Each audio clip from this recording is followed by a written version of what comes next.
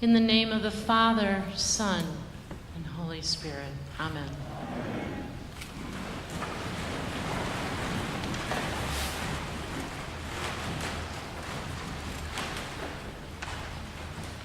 As most of you know,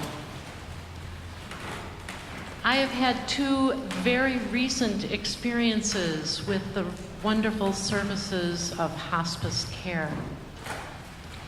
When people are in hospice care, a social worker visit is one of the scheduled meetings that take place in the home.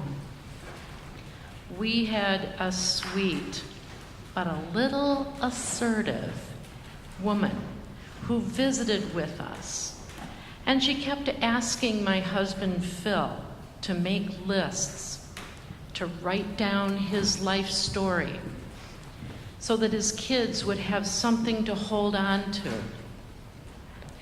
Over and over, she asked him to think about what messages he would like to pass on, what words of wisdom he would like to share with us. He finally, very politely said, "I'll get back to you." You see, she did not understand Phil.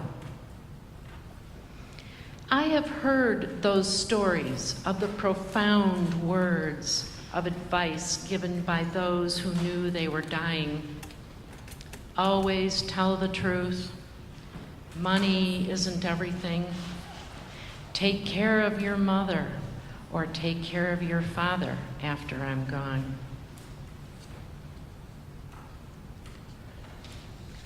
But here's the thing. We really should not have to have the big reveal. Any last words should better be memorialized by a lifetime of advice acted on. A life filled with patience and kindness shown to little children, to spouses, to friends, and to the other. John's gospel today contains the words of a dying man.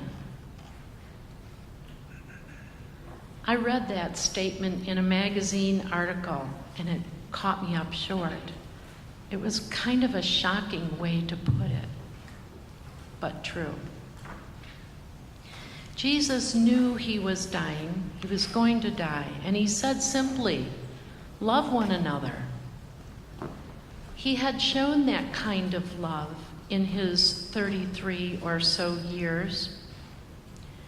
He had, in the weeks prior to his death, dealt with a series of people who over and over asked, "Who are you?" and what legacy he was trying to create.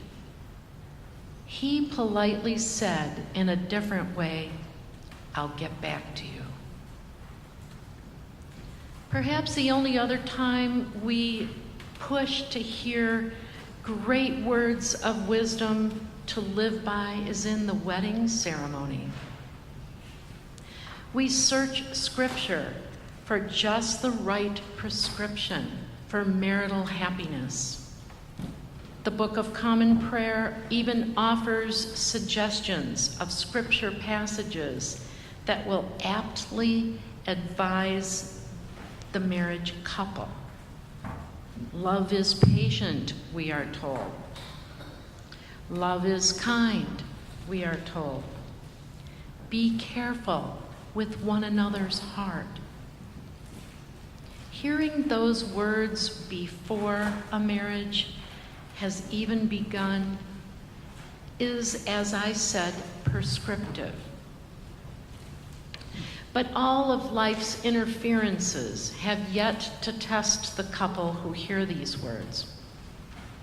Painstakingly picking scriptural verses to read at a wedding, like the advice is going to be very revealing, is different than living and acting on the words within a marriage. Today, some of you will renew your vows of dedication to one another, The vows that you have already taken were to inspire a lifetime of behavior, not to be a novel idea or to be the last word on the subject of commitment and love. We are so imperfect in how we go through this life, but we have chances to make things better. The big reveal or the surprise ending is no surprise at all. The ending is that after all, we loved one another well. Amen.